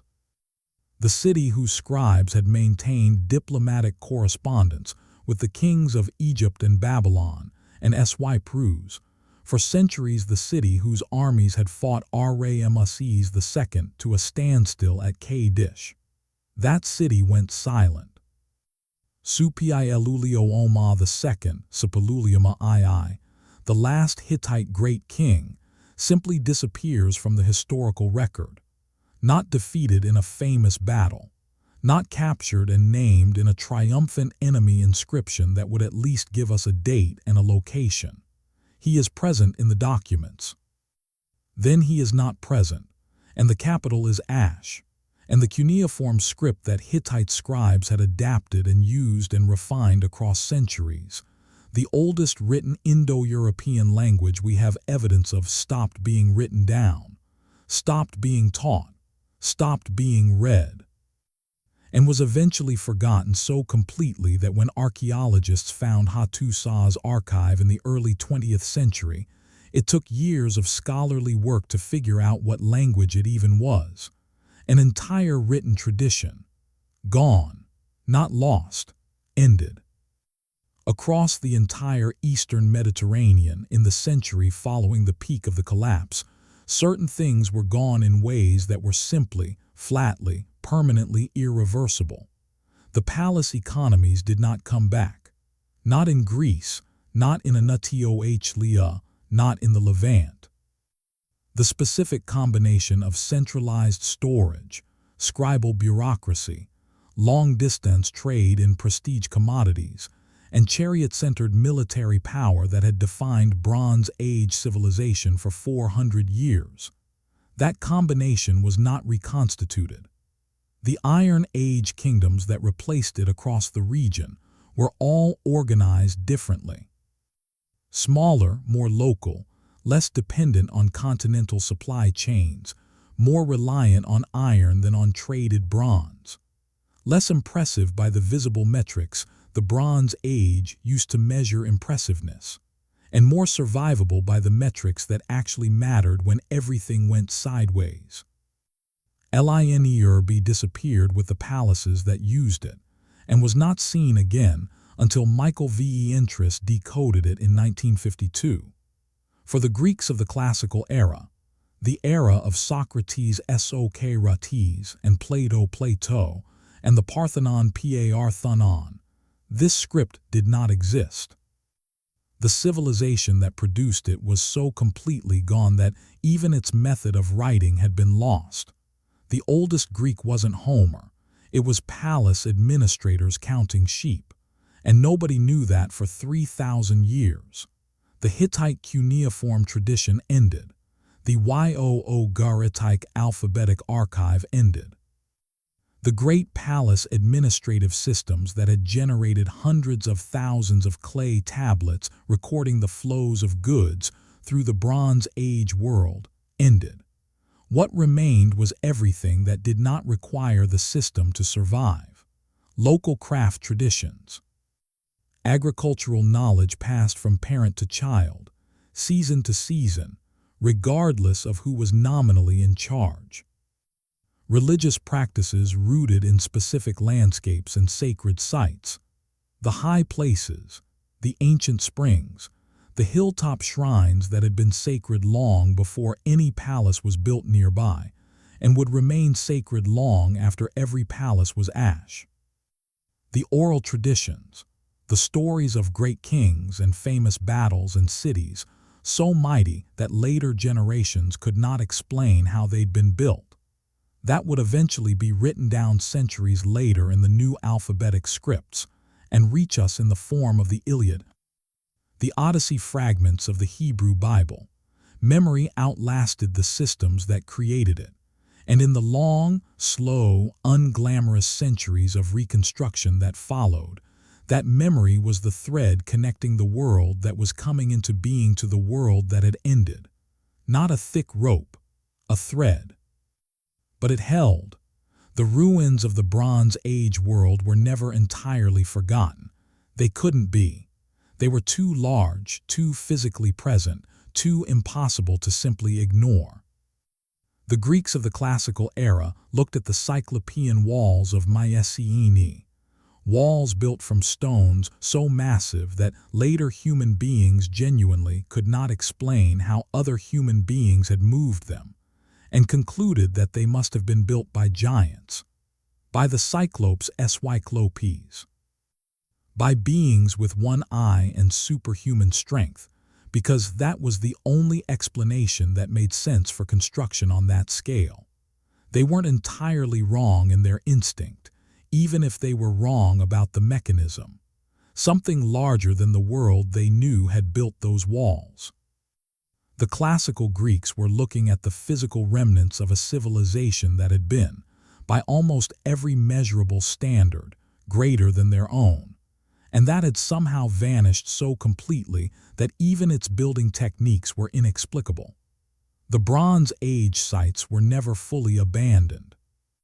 People built on top of them, borrowed stones from ruined palace walls for their own houses, established shrines on the same high places where Bronze Age cult installations had stood, because those places felt sacred in ways that outlasted any specific theology. Told stories distorted, compressed, mythologized, filtered through generation after generation of retelling, about the kings and heroes and terrible wars of the distant past. What they could not do, what was genuinely impossible without modern tools and modern scholarly frameworks, was read the clay tablets. Linerb was indecipherable without the context that had been lost along with the palaces that used it. The Hittite cuneiform archive at Hattusa sat in the Anatolia soil for 3,000 years before anyone recognized it for what it was. The evidence was there the whole time. Buried, yes.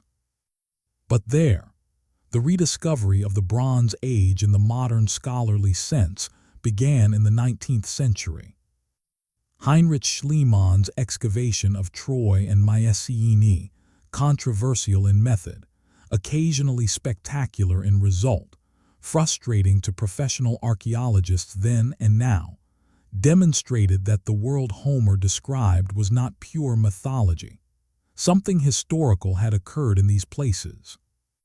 Something involving fortified cities and burned destruction layers, and a level of material sophistication that the Dark Age following it could not have produced on its own. Ugarit was discovered in 1928 when a Syrian farmer's plow struck the roof of a buried tomb near the coastal site of Ras Shamra.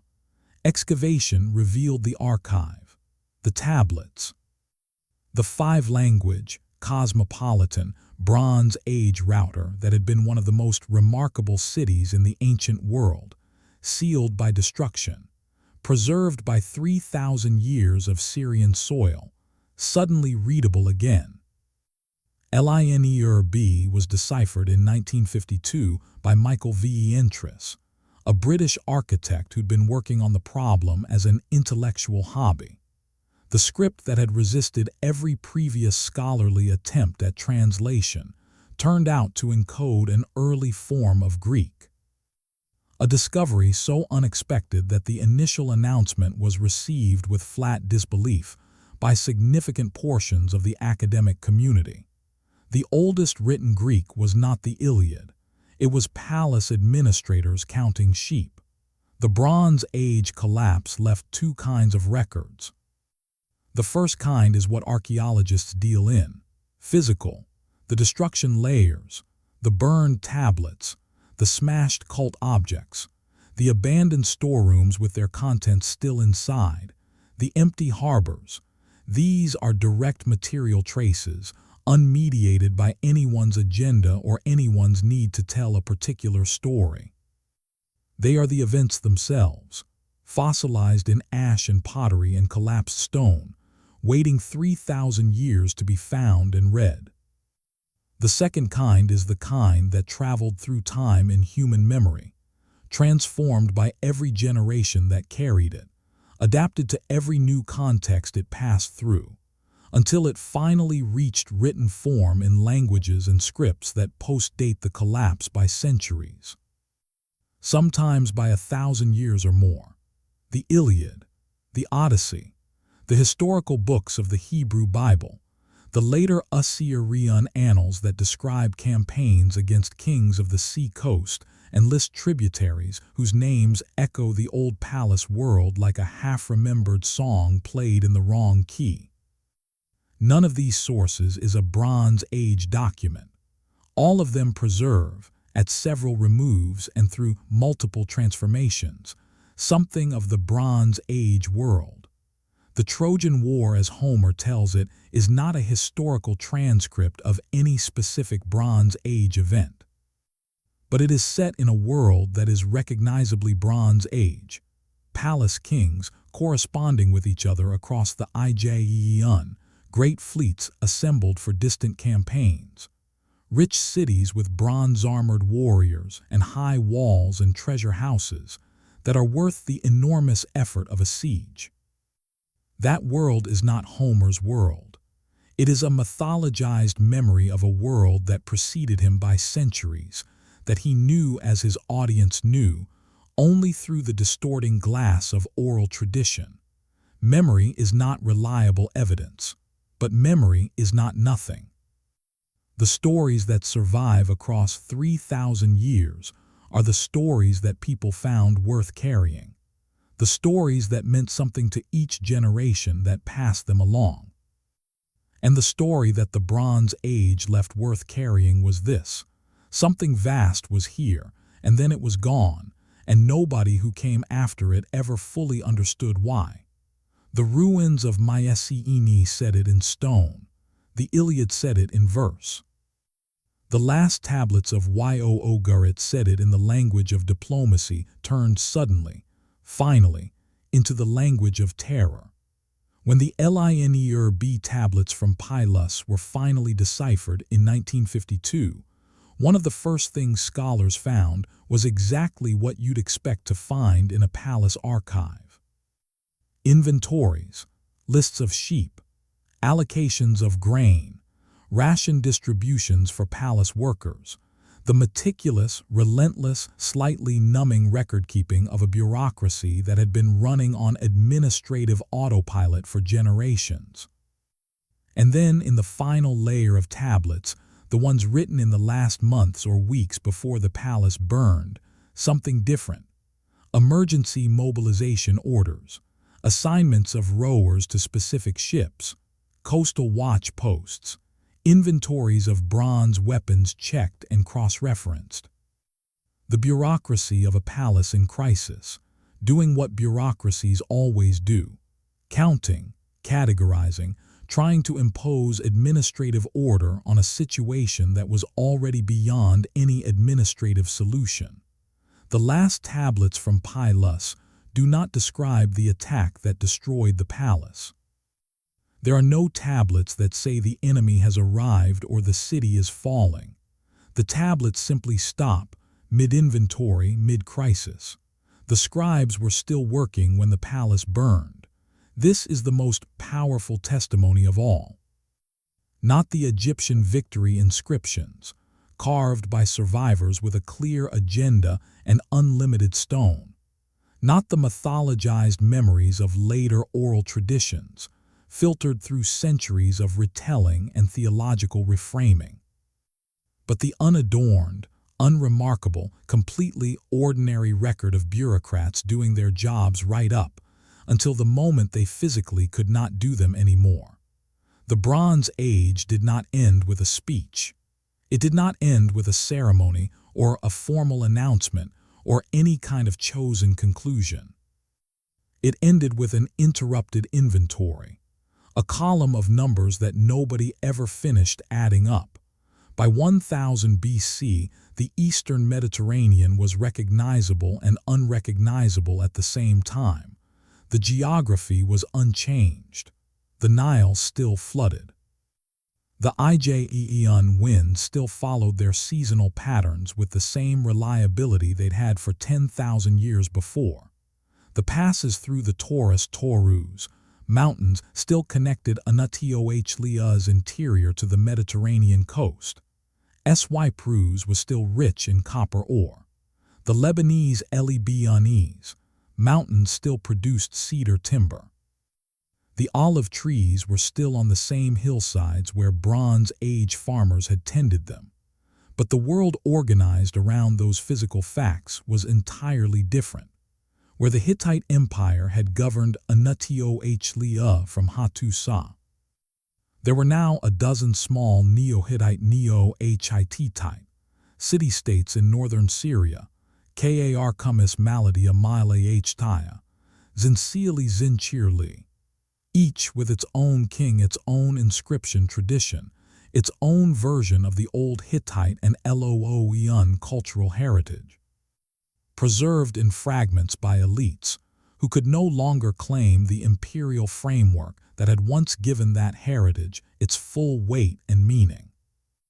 Where Ugarit had been the great hub of Levantine trade, the Phoenician cities of Byblus, Sidon, and Tyre were building a different kind of maritime commerce.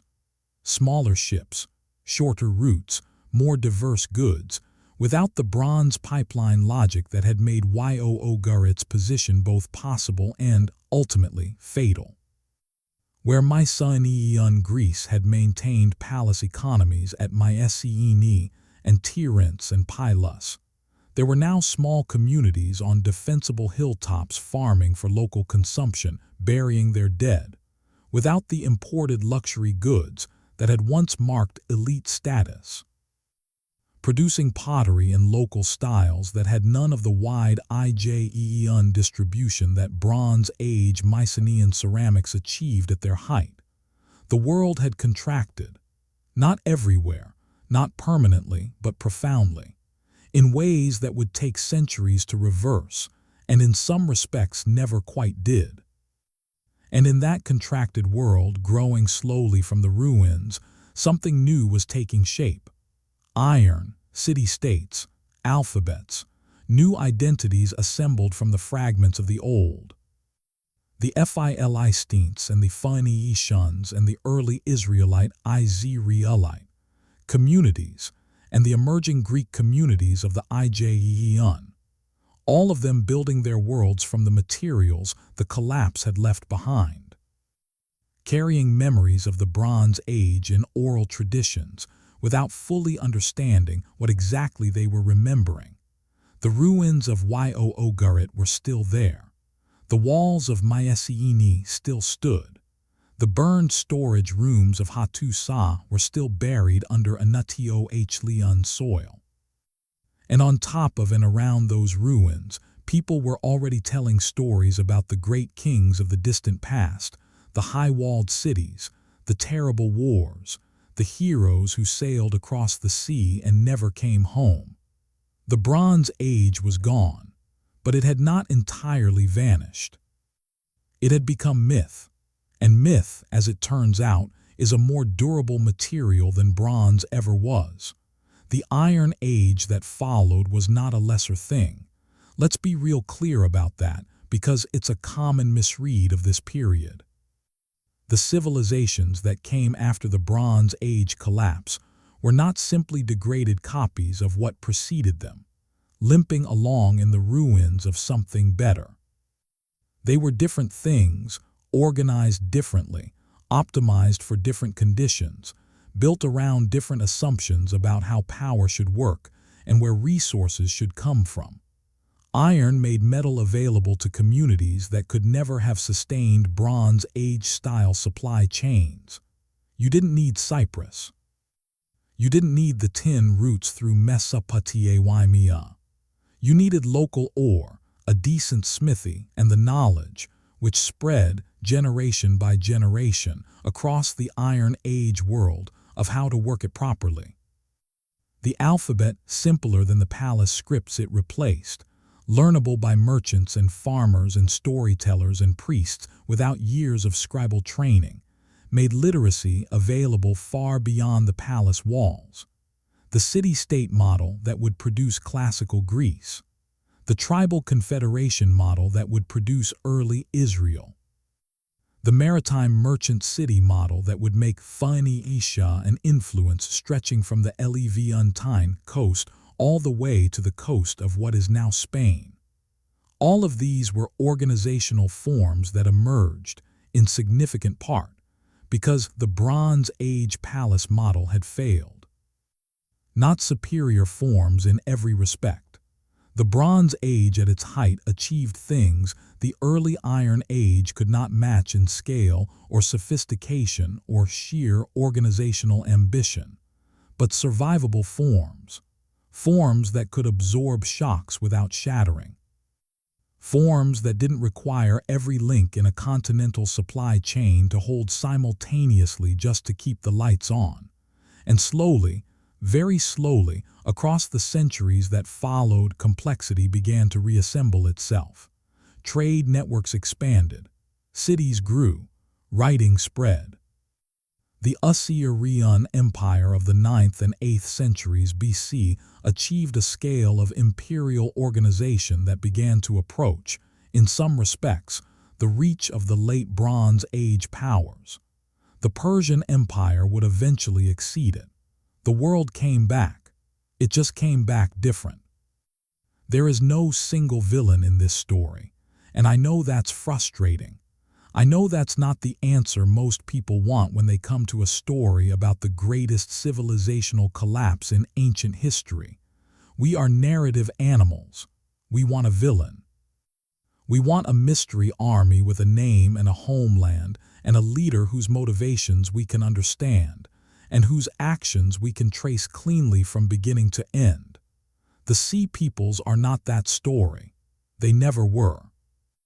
Whatever combination of displaced communities, disbanded mercenaries, desperate refugees, opportunistic raiders, and armed migrant families that label compresses into a single unhelpful phrase, those groups were as much a product of the collapse as a cause of it.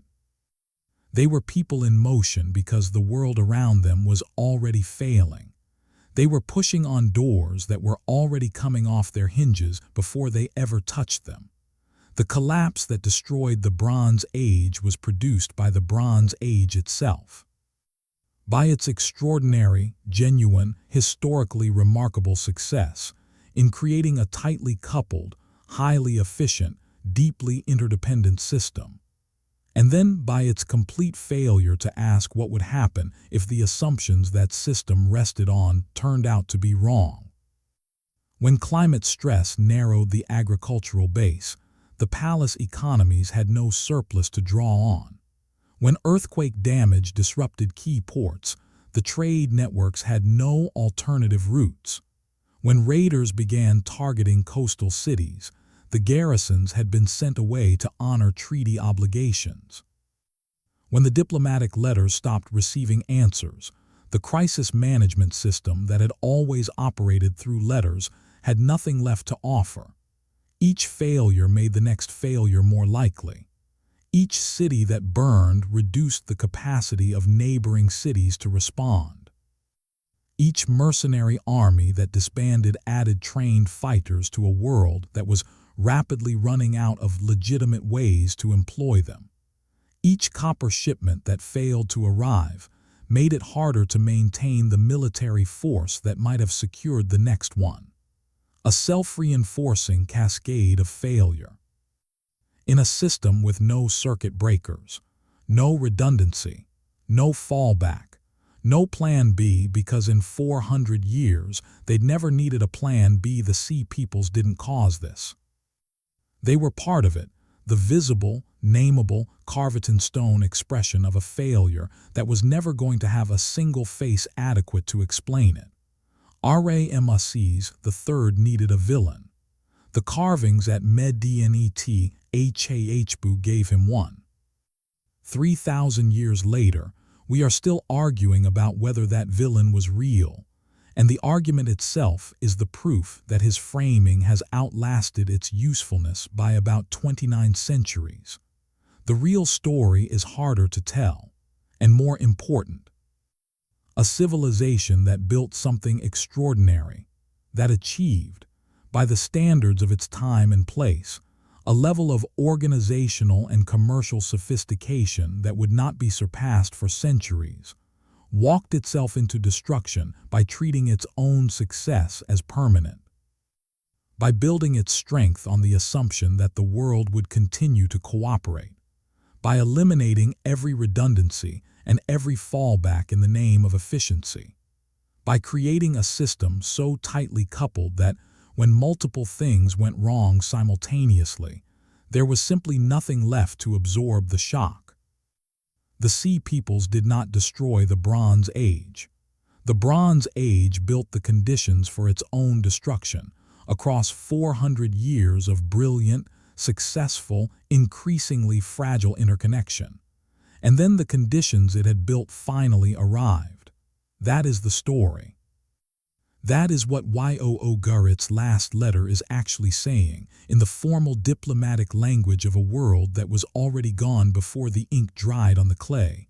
We should have known. The warning signs were there. They always are. All right. If you stayed with this story all the way to the end, through the palace economies and the diplomatic letter networks, and the copper supply chains and the desperate final tablets and the burning cities, thank you. Genuinely. That's a real commitment, and I don't take it lightly. I want to leave you with a question. A real one, not a throwaway, not a comment bait setup. An actual question that I think this story legitimately poses, and that I genuinely like to know your answer to. The Bronze Age collapse happened because a hyperconnected system optimized itself so hard for efficiency that it completely lost the ability to absorb a shock. No redundancy, no backup, no fallback position, long-distance dependencies for every critical material. A system where a disruption in one node, climate stress, a lost shipment, a burned port city, propagated instantly through everything connected to it. Sound familiar? Our global supply chains today face a structurally similar situation. Just-in-time logistics that eliminates redundancy in the name of efficiency. Critical materials, semiconductors, rare earth elements, pharmaceutical ingredients sourced from a handful of specific places on Earth, connected by networks that looked bulletproof right up until a pandemic showed exactly how fragile they actually were. So here's the question. Do you think we've actually learned anything from what happened in 1200 BC? Or are we running the same experiment at a larger scale, with higher stakes, and with the same institutional inability to recognize a systemic failure while it's still in progress? Drop your answer in the comments. I read every single one, and this is a question where I genuinely don't know the right answer, so I actually want to know what you think. And hey, tell me where in the world you're watching from. Last time I asked, people came back from Tokyo over morning coffee, from Dublin at 2 a.m., from Buenos Aires Buenos Aires on a lunch break, from a small town in Montana that I genuinely never heard of. Wherever you are, I'm glad you're here. If this story stayed with you, if the image of a world that built itself into the perfect condition for its own destruction resonates in a way that's a little uncomfortable, then the next video in this series is going to hit close to the same nerve. In 1453, the city of Constantinople Constantinople fell to Ottoman forces under Mehmed II after a siege that lasted 53 days. Most accounts of that event tell it as a military story, a great city overwhelmed by a superior force. The old world giving way to the new, clean, dramatic, finite. What it was actually about was something much older and way more familiar, a 1,000-year empire that had spent its final century selling off its own structural integrity piece by piece, giving away territory, granting trade concessions, hollowing out its administrative and military capacity, just to survive one crisis at a time, until the day came when there was nothing left to sell and no one left willing to buy it. Constantine Constantine the 11th, the last Roman emperor, fought personally on the walls on the final night, sword in hand in the breach alongside his men. His body was never conclusively identified. That story is next. Subscribe so you don't miss it. And if you found your way here through an algorithm or a shared link or because somebody in your life said, hey, you gotta watch this, welcome. Stick around. This channel is about exactly this kind of history, not the simplified version. Not the version with a clean villain and a satisfying resolution and a tidy moral at the end. The version that's honest about what we know, careful about what we don't, and committed to treating the people of the past as complex human beings operating under enormous pressure in worlds they did not entirely understand, which when you think about it is not so different from how we're all operating right now. If that's the kind of history you want, subscribe, turn on notifications. There's a lot more coming. I'll see you in the next one.